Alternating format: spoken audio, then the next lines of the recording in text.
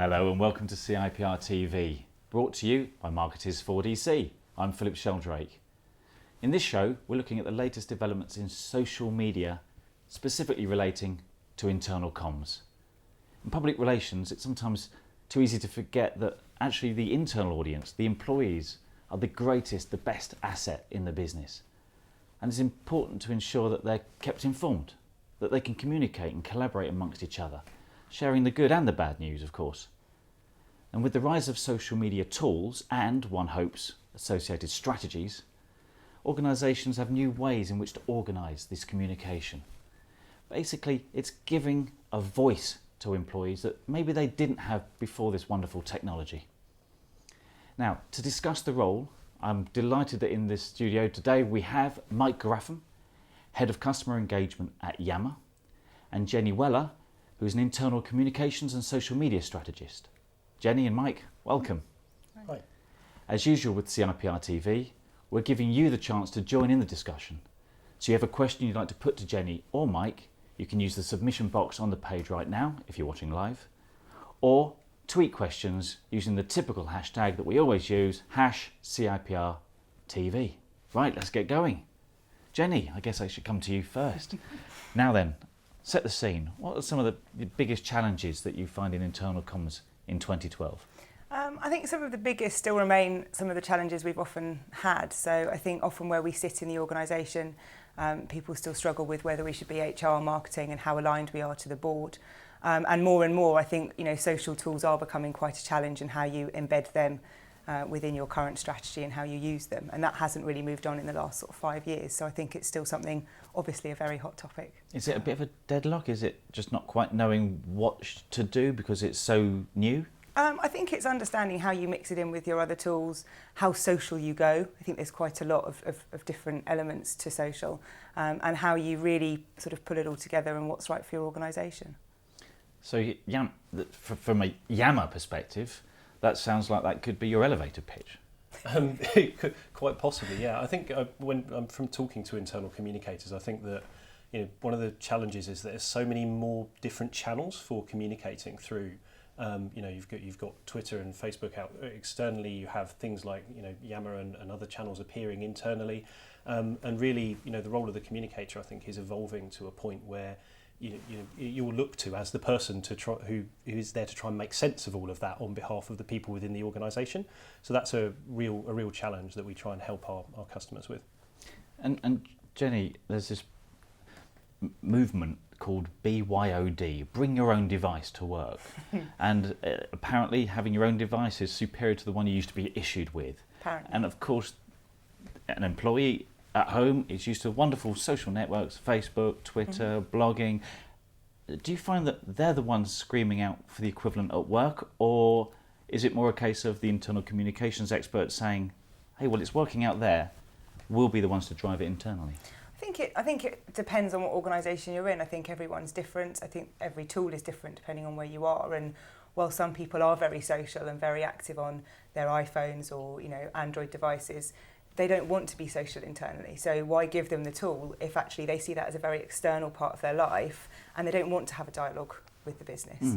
So I think you have to pitch it right. I think bringing your own device to work is quite a nice idea. It gives people that ownership, but certainly from the IT guys where we are, there is that element of, well, we've got to get you on the network and all of that piece, which is a more difficult sort of transition if it's your own device. And are there similar cultural issues that you're aware of when you're seeing Yammer? Because actually you've got an interesting model that I should maybe, we should take some time to explore, because you don't wait until an internal comms person or procurement or the head of IT gives you a call and says, hey, can we have Yammer in the enterprise? You actually have this sort of freemium approach, so you can sort of wend your own way in through the back door. So I think, talking about bring your own device, I think that's one part of a much wider movement around, consumerisation of IT. So the idea that people's expectations of what they want to see in the workplace are being set by the things that they experience in their day-to-day lives. So things like Facebook, like Twitter, and they say, why can't we communicate in that way inside the organisation? And so what Yammer has done is we've given the people within an organisation a way of signing up to something like that to see what it's like. So we firmly believe that you shouldn't you shouldn't you use something like this and pay for it until you've had a chance to use it for yourself, use it with your colleagues, and see whether it actually delivers value to your business. So our whole business model is based on that idea, and you kind of pay to then have the features and the functionality to legitimise that within your organisation, and really then get a huge amount of value out of it once you've proven it. So and we think that the whole industry is beginning to go that way, and we're very much at the front of that. Jenny, I've got a question in here from Edwina Cramp, basically saying, love this stuff, but what are the pitfalls that I should be aware of? Of launching a social tool, I suppose, inside a business. I think you've got to have a business case to do it. And I've always thought and always said that it might not be right for everybody. So if you've established that there is a need for dialogue, or there are people using things like Yammer in the organisation, then there's obviously a need to start that conversation. So you've got to build a strong business case that the board can get behind, where they can see a business benefit, it's in the business language, and they can see how it's ultimately going to drive growth for them and engage and inspire their colleagues to bring that culture through. I think some of the pitfalls could potentially be doing it for your own reasons, doing it without sort of getting that board buy-in. I think we had some questions in earlier on, I think, which were around board and sort of the top and bottom levels doing it. And I think really you've got to have the board buy-in to get the money, and then the people on the ground buy in to have the conversation and the content. So you've got to make sure you come at it at both ends. So don't forget about the people that you need to drive the content and the conversation. Take them with you on the journey, and get them involved quite early on in shaping that and what it looks like. And then you shouldn't come across too many. Without naming names, obviously, have you had an issue with someone who might be called a Luddite in your organisation? I think someone who's more reluctant than maybe you have been personally. I think it's very easy to expect everybody to have the same level of understanding as you do. We launched an intranet just over a year ago, which was subscription based, and I thought it was quite easy that there was a plus sign, you clicked that, you were subscribed, and that's taken nearly a year for a lot of people to really get their head around. So I think you have to give people the time to come with you on that journey, and it does, I've always thought it's sort of 18 months to 4 years to get real user adoption and real benefit out of a tool. So you've got to be in it for the long win. It's not a short-term quick fix, I don't think. It's funny you should say 18 months, because that's how old Yammer is, isn't it? Yammer's about just over 5 years old as an organisation. So, is it? So September, the current product September 2008 we were founded, and then we've evolved the product very rapidly since then. So we iterate. We're continually testing new things. We change things every pretty much every week and test things differently. But I wanted to just go back to the point around business case, and I think the single biggest pitfall I think around social technologies inside an organisation is thinking of it as a technology. So this is a way of communicating and connecting with each other that can really improve the way that you do business, be not only about internal communication, but about the way you sell, about the way you market and the way you innovate, and explaining it in those terms to the people who are going to be doing those things. So explaining to a salesperson why it helps them hit quota faster. Right. All of that is really important when it comes to both building a case and getting the longer term adoption, because if you just treat it as a technology, people aren't going to be in it for longer term, because they won't see the relevance, and the vast majority of people have better things to do with their time. I have a question in here that's really quite pertinent from Roland Burton, and he asks about this blurring of the professional persona at work with the public private persona outside of work, and the fact that social media is blurring the lines. Now, in terms of Yammer, that's specifically for work situations. You don't take that home with you, do you? No, it's a very, very good way of building your personal brand internally. So it's a very good way of helping people understand who you are in the wider context of the organisation, rather than just being necessarily defined by what your title says you do, because you might be able to contribute to discussions wider than those that are just immediately related to your job. So actually, it does kind of round you out. So people within Yammer know me as the person that runs our post-sales business over here, but they also know me as a keen cyclist, as somebody that is a footballer, those kind of things. So it rounds out, the platforms round you out internally, and then externally, I can see that there is beginning to be a blurring of the. Does this throw up challenges? Because it seems that we share more, and yet the traditional organisation likes to think that things are quite private and stay within these four walls.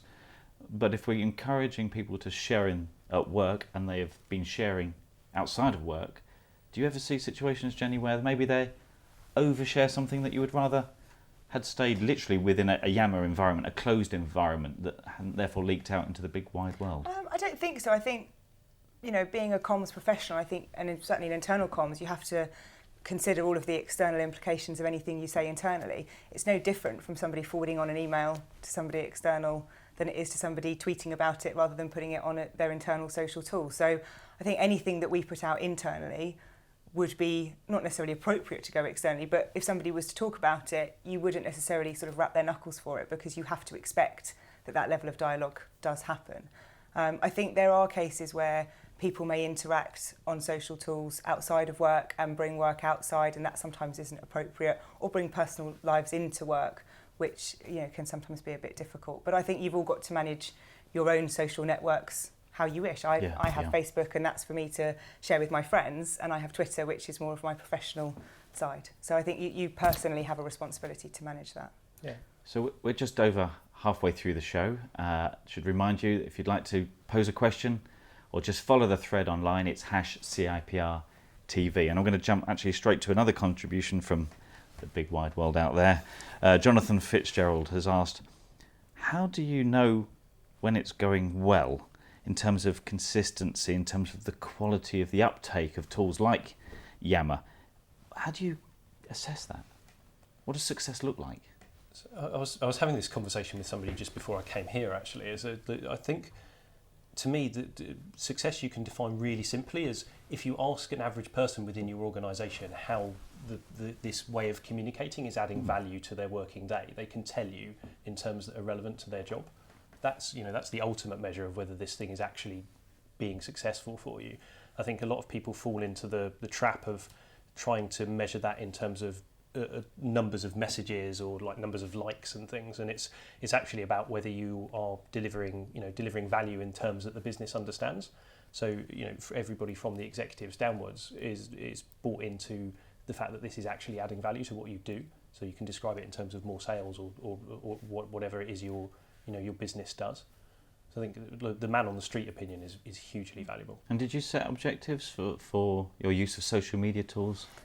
We did. I mean, I think it was quite a big step for us. We have about 10,000 employees in the UK, and 80% of those don't have access to any sort of PC. So it was a smaller number of people we were talking to, but with units that are all over the UK, it was quite important that we gave them the opportunity to be part of a conversation. So for us, the objectives were more around giving them the option to choose content that was relevant for them and making sure people were subscribing to that and getting the news they wanted. But also, initially it was that sort of how many comments have we got, because it was such a step change and such a behaviour change that people were able to comment on things or recommend them, that was still quite important. And that has really changed. And now you can post an announcement of somebody getting a new job or somebody arriving, and people actively comment saying welcome and looking forward to seeing you out and about. And that's really nice, because then everybody's part of a conversation. And did you, I've got a question just came in here about rules. Did you put any in place? Did you say, you can't do this, but you should do that? When we launched, we had a series of authors that were all around the business in this sort of support centre.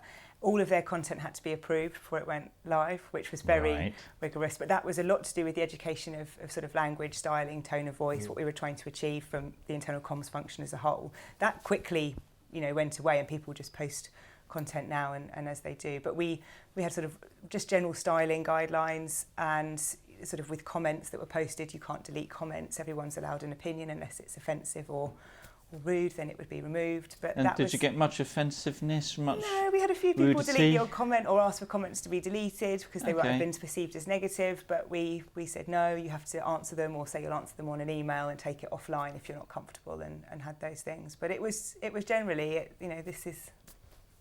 Has it changed the culture? I think it has shifted the culture. I think there's a long way to go to where we want to be, and I think there's other things we can do within internal comms to help drive that. But I certainly feel that we've come a long way from a very push communication to somewhere that's a bit more two-way. And when another company takes up Yammer, do you offer them any guidance for how they should best deal with that change? Is there a top 10 steps from Yammer about how to make it happen more successfully than otherwise? Yeah, so what we actually do is paying customers have a customer success team that works with them. So that's the team that I work with. So we're all kind of consulting based people that kind of are there to educate on where the value really is for organisations, share stories from other people, where it's been valuable. You know, we've got templates and things that we can use to help. So we spend a huge amount of time just going and talking to our customers and really helping them make the most out of it.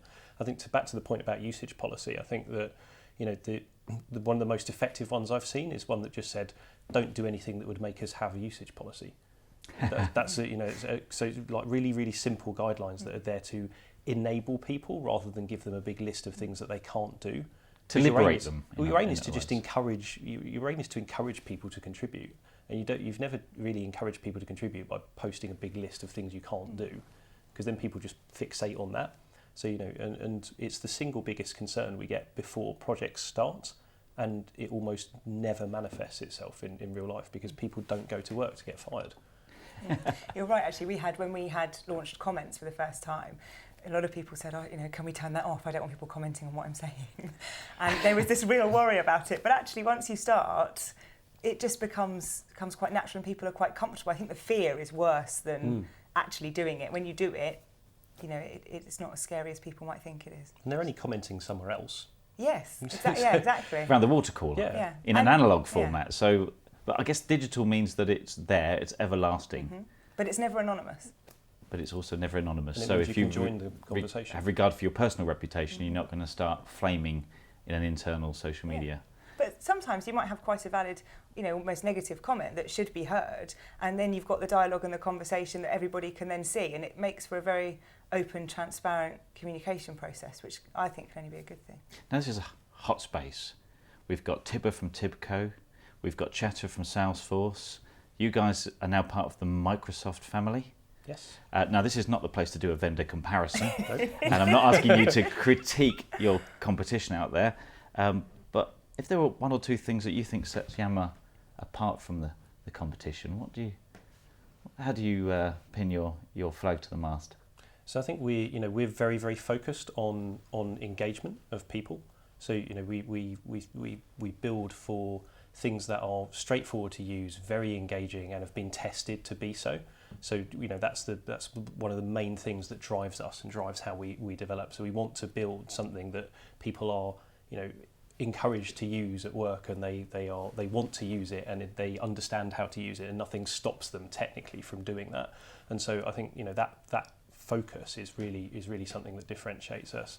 I think secondly, you know, we have a huge commitment to partnering with our customers to make them successful. So everything from my team to the resources that we provide we're in it for the long term in terms of helping people really understand what this means for their businesses, make it happen, and then make it happen in a lasting way over time.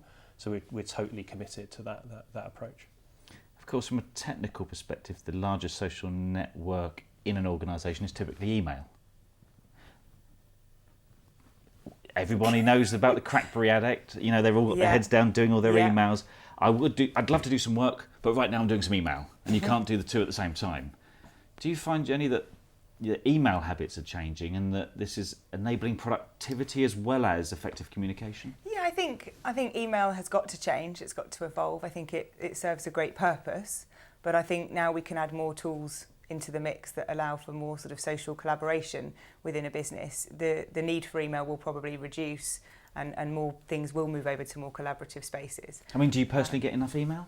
Would you I like get some more? more than enough. You wouldn't like any more? No, I'm fine. Okay, with so the you amount of find that email. with Yammer you can tune down the email, or you get less, and you can filter up what you're getting on. Yeah, and I think it's about your own time management. I mean, we do a lot of work with the COVI sort of system, and how you sort of drive things down and try and eliminate the number in your inbox, and you have a filing system. It's all down to time management, really. But I think, you know, there's things on my email that will stay there that will be archived that if I left, nobody would ever see. And that's the reason why tools like Yammer and collaboration tools are so good, because everything stays there and other people can go and pick it up and work with it, and nothing's lost when somebody leaves. Because it is about creating that corporate knowledge there's this saying that large organisations don't know what they know. Yes. Are you helping to solve that, or is that like too far out? No, so I think that's one of the main benefits that Yammer can bring to an organisation is it surfaces all of the tacit knowledge, so the things you didn't realise people knew about things, and does that in a way that via connecting people to each other, and so that's it's a phenomenal way of surfacing that, and that is, we see that in everything from professional services organisations to oil and gas companies, that being able to create a network where that becomes visible is so powerful. And to that point about email, we don't use email internally because we communicate everything as openly as we possibly can because we realise what that benefit is. With now I've experienced that way of working, I'm not sure I would go back to anything else because it's less efficient. It's just a less efficient way of sharing information with each other. One last question for you, if I may, because we're just coming towards the end of the show, but cracking question here from Justin. Working in the public sector is different constraints. The Government Digital Service produced a document called Social Media Guidance for Civil Servants in May 2012. I have to admit, it's not a document with which I'm personally familiar, and I'm just being told that the details are on the screen so that viewers can find that information. Perfect. Are you in government departments? Are you aware of some of the different constraints that they have in terms of making the best of this? Yeah, I think so. We do quite a lot of work within the government in the UK. So there's a very large number of local authorities and central government agencies making use of Yammer. We've just worked with we actually worked with Transport for London during the Olympics to connect together all their travel ambassadors. So we do work with a lot of people in central and local government, and the challenges are different, but actually, if there's one area in industry that could benefit from connecting together all the disparate silos that exist, it's government. And I'm personally very passionate about that. I speak at things like GovCamp and local GovCamp about how you can use this to really change service delivery and improve the way you innovate. And I'm very passionate about the change that this could be made. And although there are some people that are more resistant to change, there's also one of the things that is really nice about the government space is there are a huge number of people that are really interested in making a meaningful change to society and will agitate for you and bring those people round. Fantastic. And one last question for you, Jenny, in 10 seconds if you can. Okay. No pressure. What's next for you? What are you going to be doing in social media internally next? The next thing we're probably going to do is hopefully take our magazine almost online without any sort of password protection. So a bit like the Asda Green Room, things like that, where people can access without the need for a password for people that don't have access to email addresses. So. Thank you very much. We've come to the end of the show. It's been a great discussion, and I'd like to thank our guests, Jenny and Mike, for joining us today. You can catch them both at the 11th Annual CIPR Internal Communications Conference, which is happening on the 7th of November at the Kia Oval. Thanks also to you, of course, for watching, and to the production team here at CIPRtv. Don't forget you can download this episode and watch any of the previous back catalogue via the iTunes Store or at CIPR.tv. Next month's CIPRtv will be live at 5, as always, on Tuesday the 16th of October, when we'll be interviewing the candidates for the next CIPR president. So until then, thanks for watching and goodbye.